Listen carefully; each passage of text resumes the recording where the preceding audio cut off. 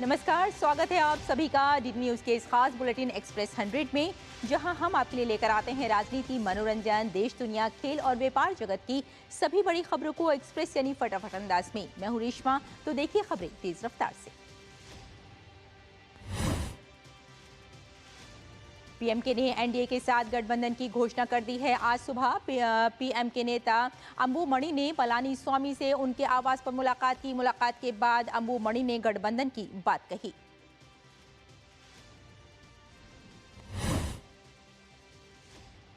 राज्य में विधानसभा चुनाव की घोषणा में अब लगभग 2 महीने का समय शेष है। हाल ही में केंद्रीय गृह मंत्री अमित शाह के तमिलनाडु दौरे के बाद गठबंधन की गतिविधियों में तेजी आई है।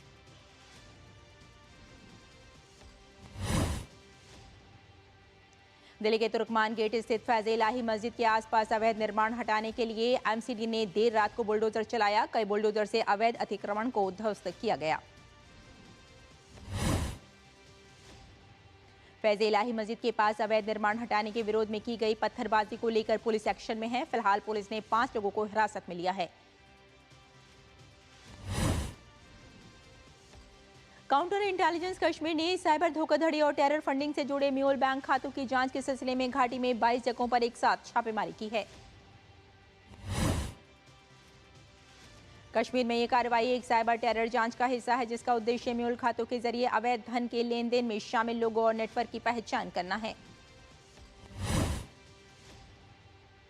विदेश मंत्री एस जयशंकर इन दिनों लग्जमबर्ग के दौरे पर हैं। उन्होंने वहां भारतीय समुदाय के साथ संवाद किया। इस दौरान उन्होंने लग्जमबर्ग के प्रधानमंत्री ल्यूक फ्रीडेन और लग्जमबर्ग के राष्ट्राध्यक्ष ग्रैंड ड्यूक गुडलॉम का धन्यवाद किया। जयशंकर ने कहा कि आज कोई भी चर्चा एआई पर बात किए बिना नहीं हो सकती। इस मौके पर उन्होंने डिजिटल इंफ्रास्ट्रक्चर से लेकर लॉन्ग स्टैंडिंग सैटेलाइट को लेकर बातचीत की। उत्तर प्रदेश में मतदाता सूची के विशेष प्रगाढ़ पुनरीक्षण के गणना चरण के सफल समापन के बाद ड्राफ्ट मतदाता सूची प्रकाशित कर दी गई है। मुख्य निर्वाचन अधिकारी नवदीप रणवा ने प्रेस वार्ता कर सभी राजनीतिक दलों के प्रतिनिधियों के साथ बैठक की। एसआईआर के दूसरे चरण में 6 जनवरी से 6 फरवरी तक दावे और आपत्तियां दर्ज की जाएंगी। सुनवाई और सत्यापन 6 जनवरी से 27 फरवरी तक होंगे, जबकि अंतिम मतदाता सूची 6 मार्च 2026 को प्रकाशित होगी। भाजपा ने ममता सरकार पर निशाना साधा है। पश्चिम बंगाल में पिछले 10 वर्षों में नए मतदाताओं की संख्या 1,33,68,790 है। नेता प्रतिपक्ष शुभेंदु अधिकारी ने आरोप लगाते हुए कहा कि पश्चिम बंगाल में डेमोग्राफी बदलने का काम जारी है। भाजपा नेता ने ममता सरकार पर गलत तरीके से दस्तावेज जारी करने का आरोप लगाया। शुभेंदु अधिकारी ने मुख्य चुनाव आयुक्त से पश्चिम बंगाल में चल रहे एसआईआर के तहत मतदाता सूची में चाय बागान और सिनकोना बागान के रोजगार अभिलेखों की पहचान और निवास के वैध प्रमाण के तौर पर मान्यता देने का आग्रह किया है। आज 130वें संविधान संशोधन बिल पर जेपीसी की बैठक है, जिसमें महत्वपूर्ण पदों पर रहते हुए अगर कोई 30 दिन से अधिक समय तक जेल में रहता है तो ऐसे में बिल के अनुसार उसे पद से हटाने का प्रावधान है। बिल को सांसद अपराजिता सारंगी की अध्यक्षता वाले जेपीसी को विचार के लिए भेजा गया है। बैठक में लॉ कमीशन के चेयरमैन और नेशनल लॉ यूनिवर्सिटी के वाइस चांसलर अपने सुझाव जेपीसी के सामने रखेंगे। कोलकाता में अपर प्राइमरी शिक्षक पद के लिए उम्मीदवारों ने नबाबन अभियान का ऐलान किया है। 2015 में अपर प्राइमरी शिक्षक भर्ती के लिए परीक्षा आयोजित की गई है। भर्ती प्रक्रिया में भ्रष्टाचार के आरोपों के चलते कलकत्ता उच्च न्यायालय ने मेरिट लिस्ट को रद्द कर दिया था। उम्मीदवारों का कहना है कि 2014 में 14,339 रिक्त पदों के लिए अधिसूचना जारी की गई थी, लेकिन अब तक केवल 8,000 पदों पर ही नियुक्ति हुई है। रिक्त पदों पर नियुक्ति की मांग को लेकर उम्मीदवारों ने फिर से सड़क पर उतरने का ऐलान किया। कर्नाटक के हुबली में एक बीजेपी महिला कार्यकर्ता को निवस्त्र कर उसके साथ बदसलूकी करने का आरोप है। कहा जा रहा है कि पुलिस ने कांग्रेस नगर निगम के एक सदस्य की शिकायत के बाद ऐसा किया, जिससे बीजेपी समर्थकों में भारी नाराजगी है। उपराष्ट्रपति सीपी राधा कृष्णन नई दिल्ली में sing dance and lead leadership lessons from the teachings of Srila Prabhupada पुस्तक का विमोचन करेंगे। Sing, dance and lead leadership lessons from the teachings of Srila Prabhupada. पुस्तक प्रभुपाद से संबंधी ज्ञान पर केंद्रित है, जिसमें प्राचीन भारतीय दर्शन को आधुनिक प्रबंधन के साथ मिश्रित किया गया है। थल सेना प्रमुख जनरल उपेंद्र द्विवेदी श्रीलंका की यात्रा पर है। अपनी यात्रा के दौरान जनरल द्विवेदी श्रीलंका के रक्षा सेवा कमान एवं स्टाफ कॉलेज में अधिकारियों को संबोधित करेंगे। श्रीलंका के 2 दिवसीय यात्रा के दौरान जनरल द्विवेदी श्रीलंकाई सेना के कमांडर, रक्षा उपमंत्री सहित वरिष्ठ सैन्य एवं नागरिक नेतृत्व के साथ बातचीत करेंगे। केंद्रीय वाणिज्य और उद्योग मंत्री पीयूष गोयल 8 से 9 जनवरी तक 2 दिवसीय आधिकारिक यात्रा पर ब्रुसेल्स जाने वाले हैं। ये यात्रा नई दिल्ली और ब्रुसेल्स के बीच बढ़ते राजनयिक और तकनीकी संबंधों को दर्शाती है। केंद्रीय वाणिज्य और उद्योग मंत्री गोयल यूरोपीय संघ के व्यापार और आर्थिक सुरक्षा आयुक्त मारोस सेफकोविच के साथ उच्च स्तरीय वार्ता करेंगे। Centre for aerospace power and strategic studies और इंडियन मिलिट्री रिव्यू आज संयुक्त रूप से सेमिनार और प्रदर्शनियों का आयोजन करेंगे। नई दिल्ली में होने वाला ये कार्यक्रम रक्षा क्षेत्र में उन्नत पावर तकनीक पर केंद्रित है। सेमिनार के दौरान रक्षा संबंधित कई विषयों पर विस्तार से चर्चा होगी। एयर मार्शल संजीव कार्यक्रम का विधिवत रूप से उद्घाटन करेंगे। असम के मुख्यमंत्री हेमंत बिस्वा शर्मा धेमाजी विधानसभा क्षेत्र के सेल्फ हेल्प ग्रुप की 32,000 से ज्यादा महिलाओं को सीड कैपिटल बांटेंगे।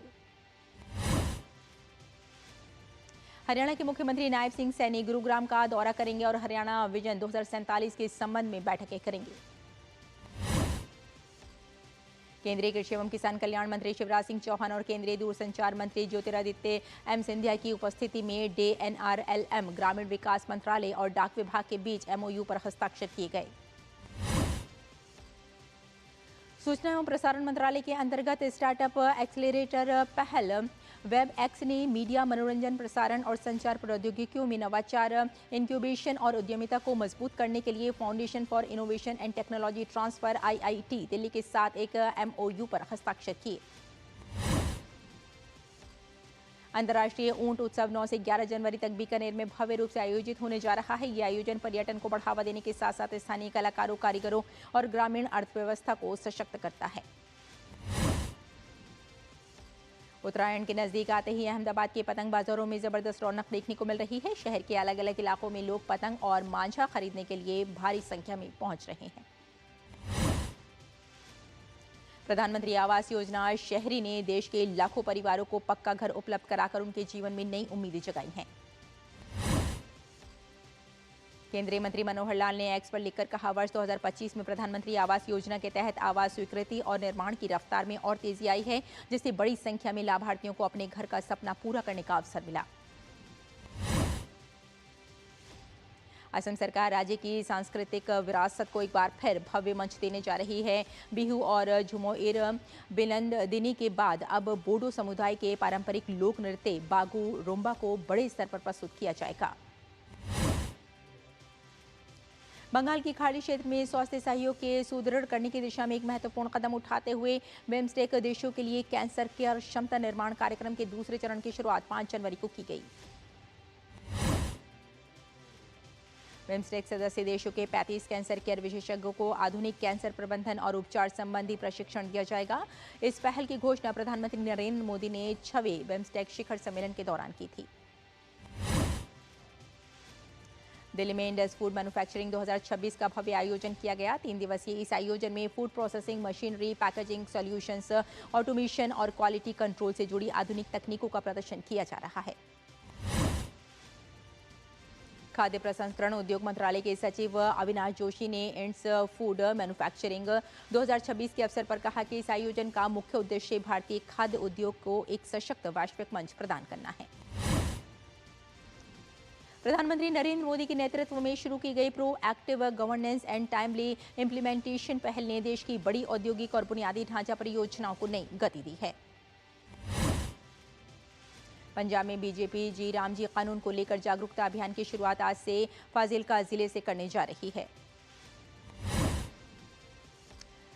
प्रयागराज में माघ मेला 2026 के दौरान सुरक्षा बल कैमरों की मदद से भीड़ पर नजर रखे हुए है। माघ मेला 15 फरवरी को महाशिवरात्रि तक चलेगा। प्रयागराज अपर आयुक्त अजय पाल ने कहा, मेले के हर कोने पर यहां से नजर रखी जा रही है, घाटों की व्यवस्था को भी देखा जा रहा है। शिक्षा मंत्री धर्मेंद्र प्रधान ने देश की 5 शास्त्रीय भाषाओं तमिल, तेलुगु, मलयालम, कन्नड़ और उड़िया का प्रतिनिधित्व करने वाली 55 दुर्लभ और मूल्यवान साहित्यिक कृतियों का विमोचन किया। राष्ट्रीय फैशन प्रौद्योगिकी संस्थान NIFT ने शैक्षणिक सत्र 2026-27 के लिए आवेदन करने की अंतिम तिथि को बढ़ाकर 13 जनवरी कर दिया है।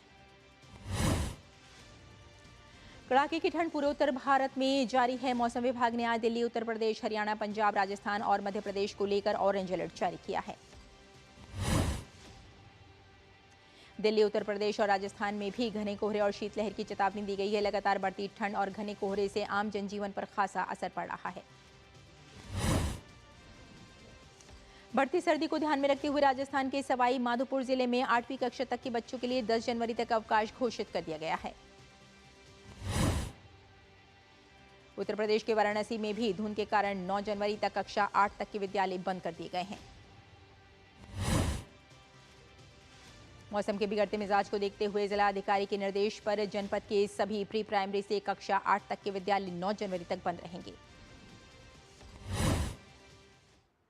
और बुलेटिन में यहां रुकते हैं एक छोटे से ब्रेक के लिए, जल्द हाजिर होते हैं। आप देखते रहिए DT न्यूज।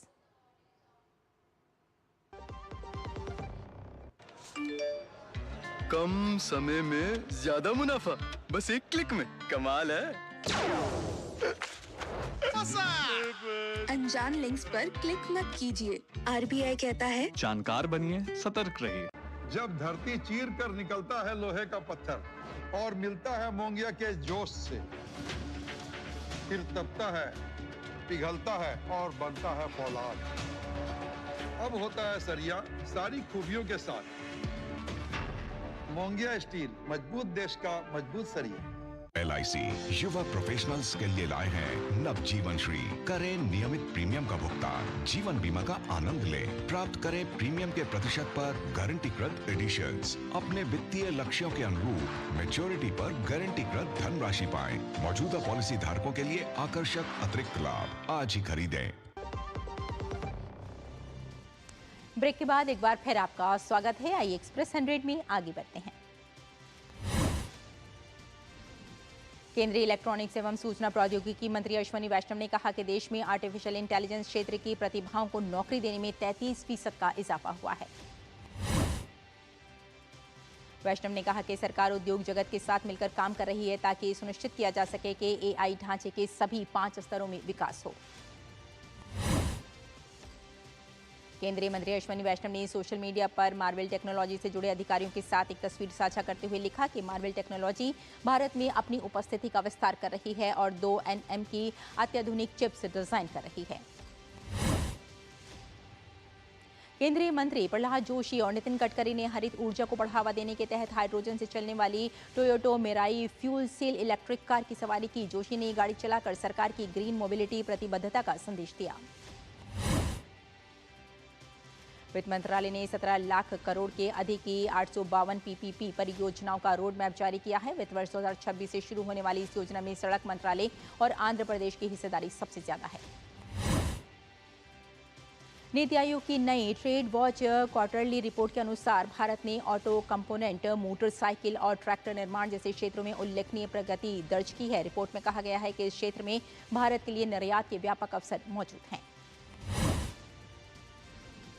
रिपोर्ट का केंद्रित विषय मोटर वाहन निर्यात है, जिसमें भारत की बढ़ती विनिर्माण क्षमता और प्रतिस्पर्धात्मकता को रेखांकित किया गया है। साथ ही गुणवत्ता मानकों, प्रमाणन प्रणाली, नई तकनीक और वैश्विक आपूर्ति श्रृंखला में सहयोग बढ़ाने की सिफारिश की गई है। ईडी ने एक रियल एस्टेट और निर्माण कंपनी की चल और अचल संपत्तियों को स्थायी रूप से जब्त कर लिया है। जब्त की गई संपत्तियों में एक होटल और एक विला शामिल है, जिसकी कीमत 51.57 करोड़ रुपए है। ईडी ने कहा कि परियोजनाएं अधूरी रहीं, आवंटन मनमाने ढंग से रद्द किए गए और घर खरीदारों को लंबे समय तक अनिश्चितता और वित्तीय नुकसान का सामना करना पड़ा, जबकि परियोजना विकास के लिए आवंटित धनराशि को दूसरे उद्देश्यों के लिए इस्तेमाल किया गया। भारतीय रेलवे ने मंगलवार को कहा कि किफायती किराए की बढ़ती मांग को ध्यान में रखते हुए जनरल और नॉन एसी कोचों का रिकॉर्ड उत्पादन किया जा रहा है। इसका उद्देश्य किराए को आम आदमी की पहुंच में रखते हुए अच्छी सुविधाएं मुहैया कराना है। रेल मंत्रालय ने बताया कि चालू वित्त वर्ष 2025-26 में रेलवे द्वारा 4,838 नए LHB जनरल और नॉन एसी कोचों के निर्माण का प्रावधान किया गया है, जबकि 2026-27 के लिए 4,802 LHB कोचों के उत्पादन का लक्ष्य रखा गया है। इंडिया एनर्जी वीक 2026 के कार्यक्रम में दुनिया भर के मंत्री, बड़ी कंपनियों के मुख्य कार्यकारी अधिकारी, नीति निर्माता, वित्तीय संस्थान, शिक्षाविद और तकनीकी विशेषज्ञ भाग लेंगे। यह आयोजन साल 2026 की पहली बड़ी अंतर्राष्ट्रीय ऊर्जा बैठक होगी, जिसमें ऊर्जा सुरक्षा को मजबूत करने, निवेश को बढ़ावा देने और कार्बन उत्सर्जन कम करने के व्यवहारिक तरीकों पर चर्चा की जाएगी। आज सोने और चांदी की कीमत में ब्रेक लगे। MCX पर दोनों धातुओं की कीमत में बड़ी गिरावट आई। सोने की कीमत 695 रुपये लुढ़क कर 1,38,388 रुपये प्रति 10 ग्राम पर कारोबार कर रही थी। वहीं चांदी 4,197 रुपये की गिरावट के साथ 2,54,614 रुपये प्रति किलोग्राम पर थी। टेस्ला और स्पेस एक्स के CEO एलन मस्क के आर्टिफिशियल इंटेलिजेंस स्टार्टअप XAI ने $20 अरब की बड़ी फंडिंग पूरी कर ली है। इस फंडिंग में एनवीडिया, वेलर इक्विटी पार्टनर्स और कतर इन्वेस्टमेंट अथॉरिटी जैसे बड़े निवेशकों ने पैसा लगाया है। केंद्र सरकार ने सोशल मीडिया प्लेटफॉर्म एक्स को विस्तृत एक्शन टेकन रिपोर्ट सौंपने के लिए आज तक का समय दिया है। दरअसल AI ग्रुप के जरिए अश्लील कंटेंट परोसने के बाद रिपोर्ट मांगी गई है। इससे पहले IT मंत्रालय ने एक्स को चेतावनी दी थी कि ऐसे कंटेंट को तुरंत नहीं हटाया गया तो कानूनी कदम उठाए जाएंगे। सरकार ने प्लेटफॉर्म से सुरक्षित और जिम्मेदार कंटेंट मॉडरेशन सुनिश्चित करने की भी मांग की है। भारतीय शेयर बाजार सोमवार को लगातार तीसरे सत्र में कमजोर शुरुआत के साथ खुला। सेंसेक्स सूचकांक खुलते ही करीब 200 अंक गिर गया। BSE सेंसेक्स 81,500 के आसपास खुला। वहीं NSE निफ्टी भी 24,800 के नीचे खुला। पिछले साल ग्रामीण बाजारों में वाहन बिक्री तेज रही और 2025 में यात्री वाहनों की बिक्री वृद्धि में ग्रामीण क्षेत्र शहरी इलाकों से आगे निकल गए। फाड़ा के अनुसार शहरी बाजारों में बिक्री 8% बढ़ी, जबकि ग्रामीण क्षेत्रों में 12% वृद्धि के साथ 44.7 लाख वाहनों की बिक्री हुई।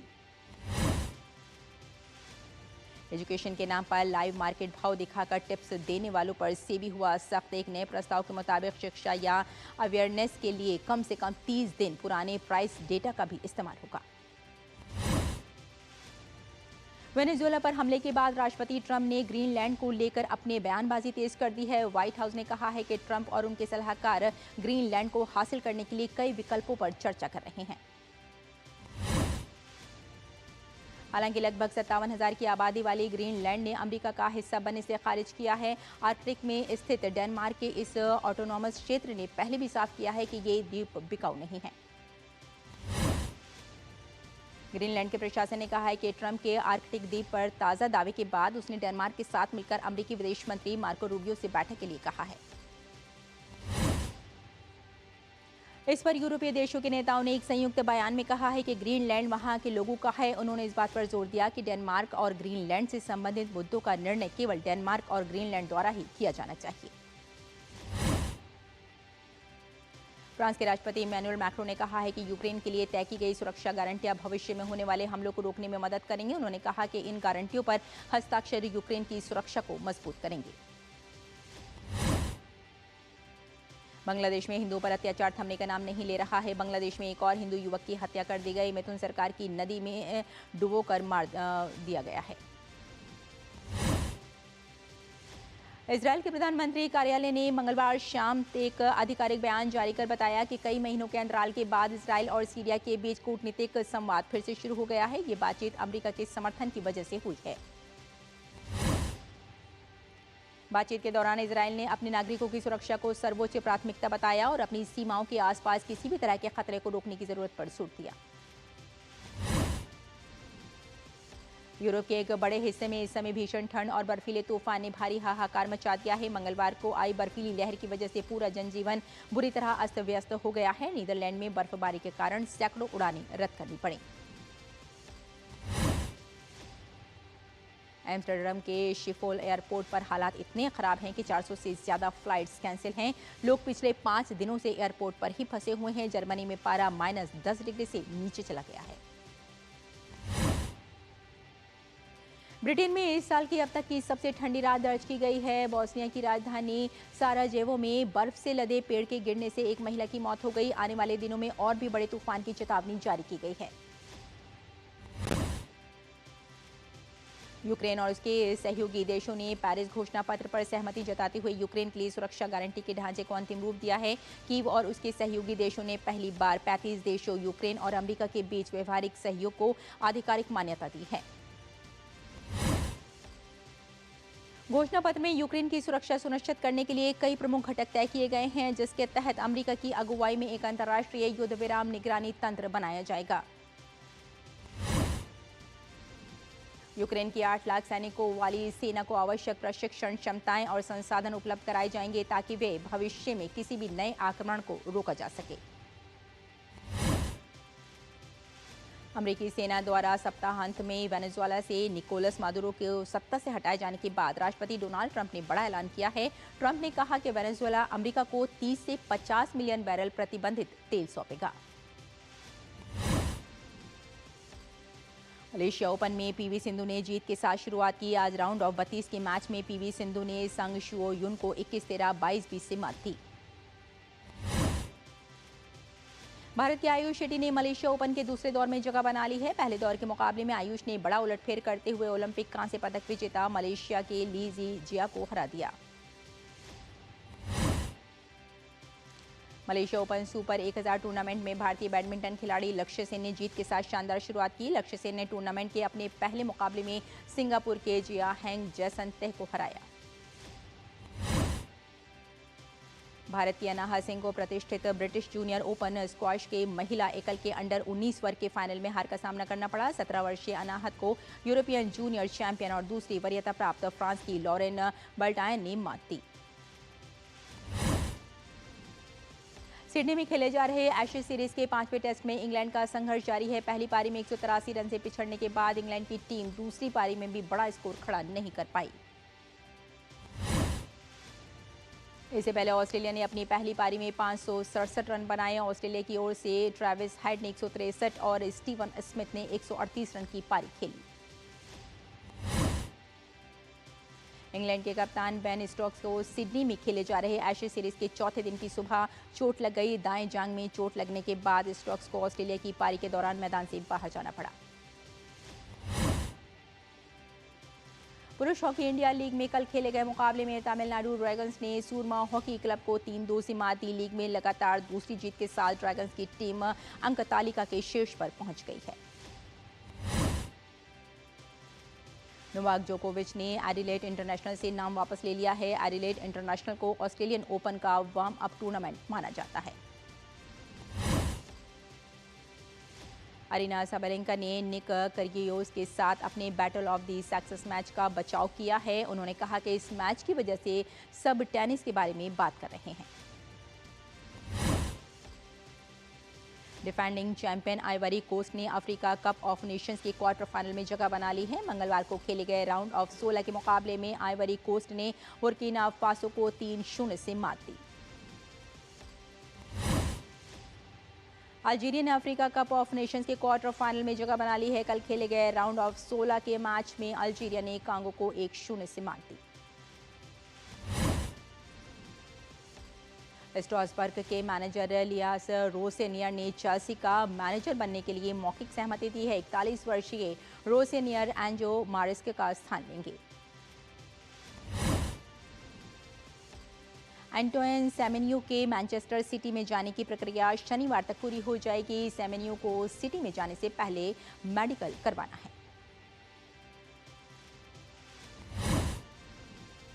सुपर कोपा डे एस्पाना के सेमीफाइनल में आज बार्सिलोना का सामना एथलेटिक बिलबाओ से होगा। इस मैच की विजेता का सामना 11 जनवरी को होने वाले फाइनल में रियल मैड्रिड या एटलेटिको मैड्रिड से होगा।